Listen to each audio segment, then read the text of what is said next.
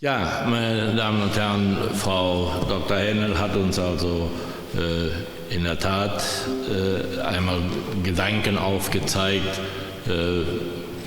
warum und wieso wir eine solche Fahne und einen solchen Gegenstand aufbewahren wollen und ich sage mal auch als Kunstgut konservieren wollen und für die in Anführungsstrichen Nachwelt auch präsent zu haben. Und dazu, dass diese Fahne wieder in einem ordentlichen, schönen Zustand gesetzt werden konnte, das war dann die Arbeit der Textilrestauration und wir konnten Einsicht nehmen, wie auch unser Fernsehbericht von dieser Woche am Mittwoch gezeigt hat, Einblick nehmen in die Werkstatt von Frau Lucassen. Und ich denke, es waren schöne Begegnungen, die wir mit Presse beziehungsweise auch dann vom Verein aus bei Ihnen in der Werkstatt hatten. Dafür zunächst mal herzlichen Dank und ich darf jetzt Sie bitten, Ihren Vortrag zu halten zum Thema Flickerei und Zerfall einer historischen Fahne professionell gemeistert. Die Konservierung der Fahne des Landwehrvereins Schafhausen. Frau Lucassen, Sie haben das Wort.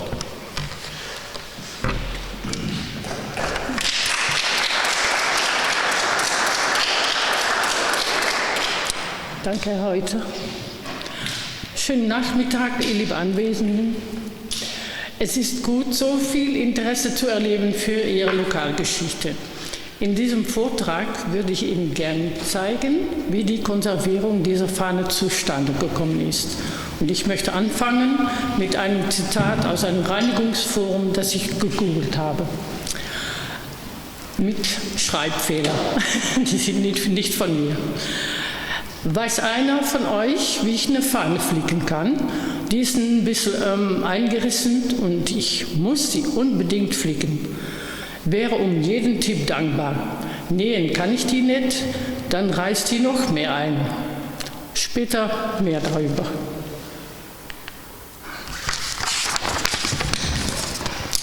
Nach mehr als 100 Jahren und mehrere Kriege sowie eine Entführung nach England war die schöne zweiblättrige Fahne bei mir in der Werkstatt angelandet. Der Heimatverein Schafhausen war es klar, dass die Fahne mit ihrer besonderen Geschichte eine professionelle Behandlung benötigte. Nach Beurteilung meines Kostenvoranschlags hat der Heimatverein sich entschlossen, mir den Auftrag zur Konservierung der interessanten Fahne zu verleihen, worüber ich natürlich sehr erfreut war. Ein Objekt wird umso interessanter, wie mehr man darüber weiß, zum Beispiel wie alt es ist, wer war verantwortlich für den Entwurf, wer hat es hergestellt, wie teuer war es, wie wurde das Geld eingesammelt und so weiter. Beim Studieren der Fahne entdeckte ich die Unterschrift des Herstellers. Sie war unauffällig auf dem Sockel der Germania gepinselt. Da steht Mündener Fahnenfabrik, Inhaber O. Tribian, Nummer 8148. Und es gibt noch eine Preisliste, die ist neu herausgegeben. Da drin steht zum Beispiel Preisliste über Vereinsutensilien, Fahnen, Flaggen, Dekorationsartikel und so weiter. Obwohl hier gesprochen wird von einer Fabrik, ist die Fahne großenteils manuell angefertigt worden. Mit Anblick auf der Anzahl ist es wohl möglich, dass außer die Bemalung die Anfertigung serienmäßig und maschinell verlief. Ich möchte Ihnen erläutern, wie die Konservierung stattgefunden hat. Der Zustand der Fahne war nicht gut, aber auch nicht hoffnungslos. Ein historisches Objekt wie dieses hat viel erlebt und erzählt seine Geschichte unter anderem durch seine Narben. Hier sehen Sie Vorder- und Hinterseite vor der Konservierung. Die eine Seite hat eine schwarz-weiß-roten horizontalen Anordnung mit Reichsadler, Eichenlaubzweigen und Banderolen mit da drin. Landwehr, Gemeindeverein Schaffhausen 1905, 1908. Die andere Seite zeigt Germania mit Krone, Lorbeerkranz und Banderole mit Spruch mit Gott für König und Vaterland, Ausrufezeichen. An die Füße der Germania liegen verschiedene Sorten von Waffen wie Flinte, Kanone und Degen. Die Vorstellungen sind alle gemalt auf ein sehr feines Wolltuch.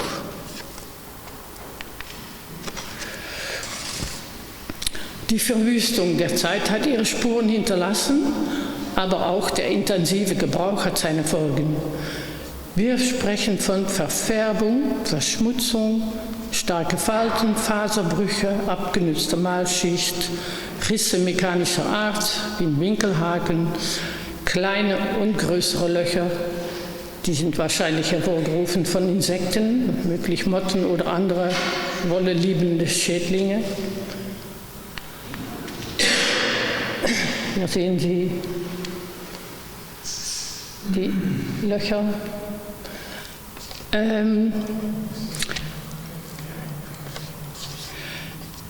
Die Fahne ist in der Zwischenzeit, nachdem die intensiv benutzt worden ist, so auch mal repariert oder geflickt worden. Mit anderem Wort, man ist nicht sehr professionell vorgegangen. Als erstes habe ich die zwei Seiten der Fahne getrennt. Dann folgt eine einfache Reinigung der zwei Seiten mit sanften Bürsten, ist Staub entfernt.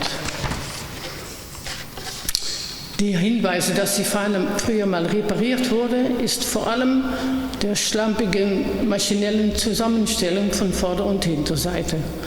Das Futter und die Franzen waren dazwischen gefummelt. Hier sind noch Spuren von Motten.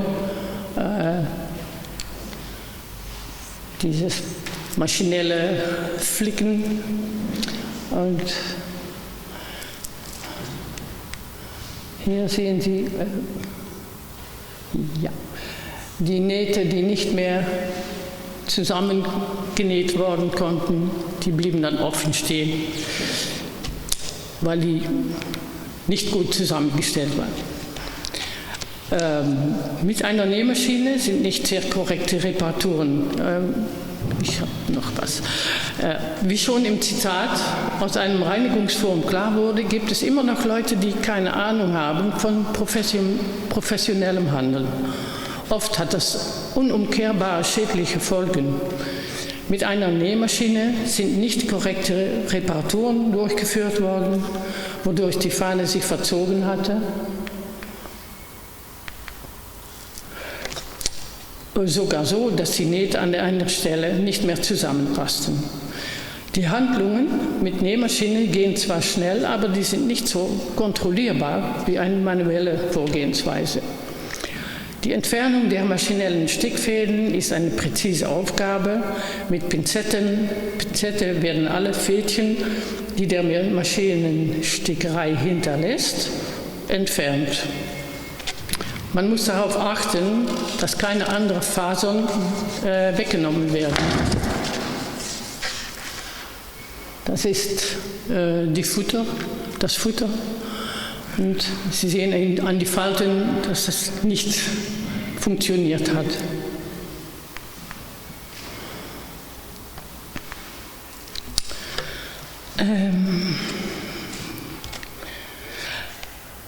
Jahrelang war die Fahne im gefalteten Zustand aufgehoben und diese Falten waren sehr stark fixiert und sind geglättet, die habe ich geglättet in einer Kaltwickel.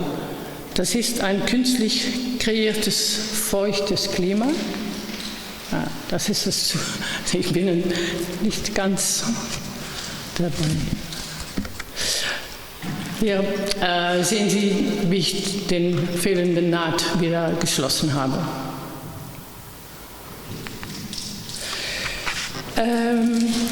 Die Kaltwickel. Das ist ein künstlich kreiertes, feuchtes Klima. Und nur in einem feuchten Klima entspannen sich die Textilfasern und können dann in einen neuen Zustand gelegt werden. Mit Bleiklötze, ja, die da drumherum liegen, ist die Fahne während einiger Stunden fixiert und so langsam in einen neuen Zustand gekommen. Nicht alle Falten werden glätten, weil die Maltechnik lokal zur Ausdehnung führt, wodurch immer noch Falten bleiben werden. Das gehört nun mal zum Charakter dieser Technik. Anschließend an der Glättung sind Löcher und Risse unterlegt mit einem Seidengewebe, das ich gefärbt habe in passenden Farbton. Die Färbung nimmt seine Zeit und manchmal gelingt es nicht ganz, die richtige Farbe zu bekommen. Diesmal ist aber gut gelaufen. Hier sehen Sie ein Detail, wo ich eine Unterlegung nähe, aber ich glaube, das ist nicht ganz gut zu sehen.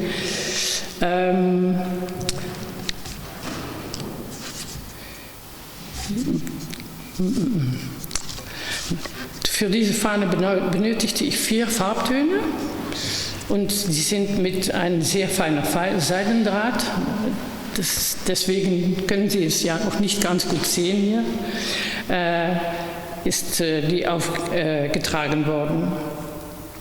Der Seidendraht ist Kokonseide, das ist so dünn wie ein Haar, ist aber ziemlich stark und fast unsichtbar.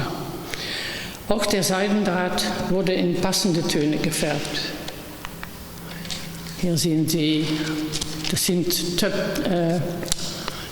sind dann Zöpfe von diesem feinen Draht.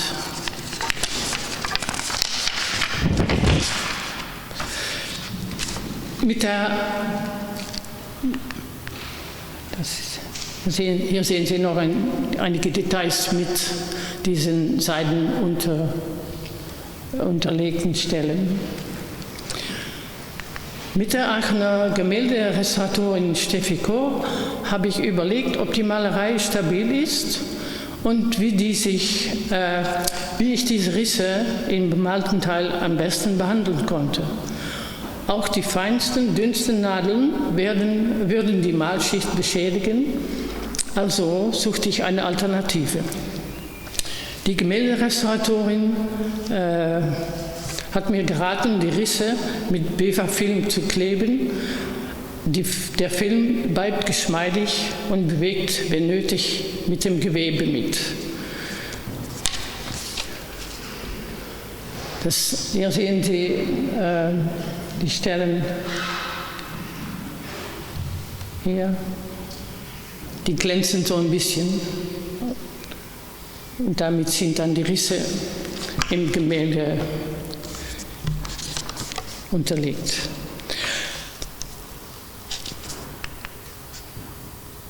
Und hier sehen Sie auch noch einige Stellen mit Seide unterlegt und an dieser Seite.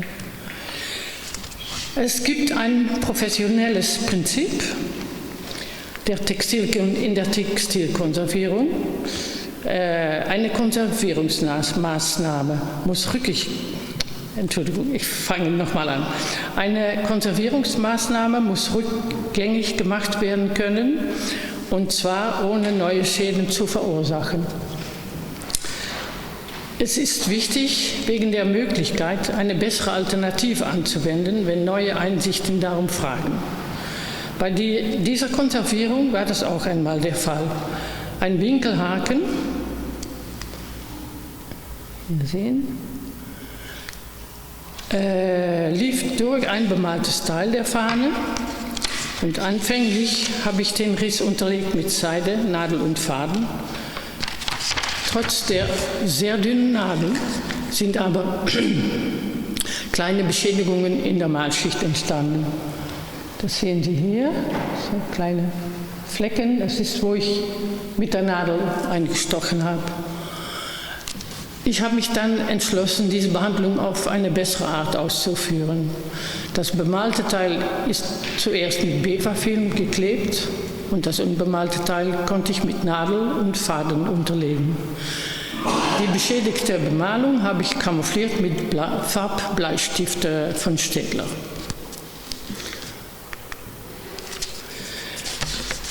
Hier einen schematischen Überblick. Die Fahne hat so wie so üblich ein Zwischenfutter. Nachdem ich das ausgenommen hatte, war mir klar, dass es nicht sehr nützlich war. Es war viel zu lang und auch ziemlich schmal. Es hat kaum Halt geboten an der Fahne. Trotzdem habe ich es gewaschen und versucht, es wieder zu verwenden, aber das Futter war nicht mehr passend zu kriegen. Meine Schlussfolgerung ist, dass auch die nicht original war und habe ein neues Futter aus Baumwolle eingefügt. Und mit die Linien, die Sie da sehen, darauf gezeichnet sehen, das ist das Schema, womit ich dann das Futter an der Fahne genäht habe. Eine alte historische Fahne soll eigentlich nicht mehr gehängt werden, ohne Unterstützung. Weil der Heimatverein aber beide Seiten der Fahne gleich wichtig achtet und sie denn auch zeigen möchte, musste ich eine Lösung finden, die Schwerkraft sozusagen zu bremsen. Durch beide Seiten am Futter zu verbinden, trägt das Futter mit.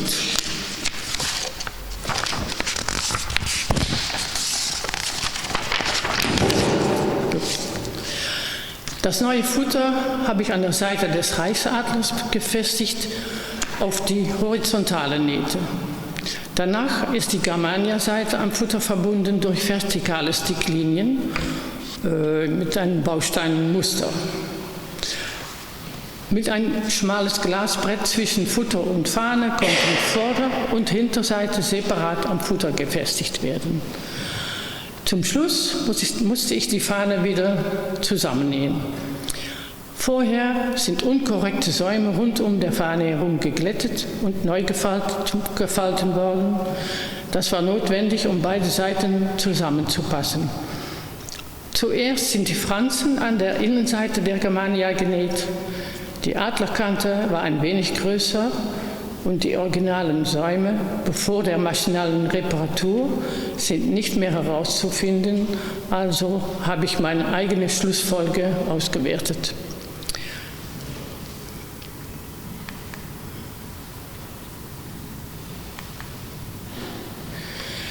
Die Fahne wird mit einer zusätzlichen Schlaufe an der Oberseite aufgehängt. Es ist wichtig, dass das Gewicht der Fahne gleichmäßig verteilt wird, damit sie nicht hängt wie ein gekrauselter Vorhang. Die Schlaufe ist doppelt an der Oberseite genäht. Und zum Schluss ist die Seite mit Reichsadler an Germania befestigt worden, womit die Konservierung vollendet war. Ich wollte Ihnen mit diesem Vortrag erklären, wie wichtig und intensiv eine professionelle Konservierung ist. Und ich hoffe natürlich, dass das Resultat noch lange genießen wird. Herzlichen Dank für Ihre Aufmerksamkeit.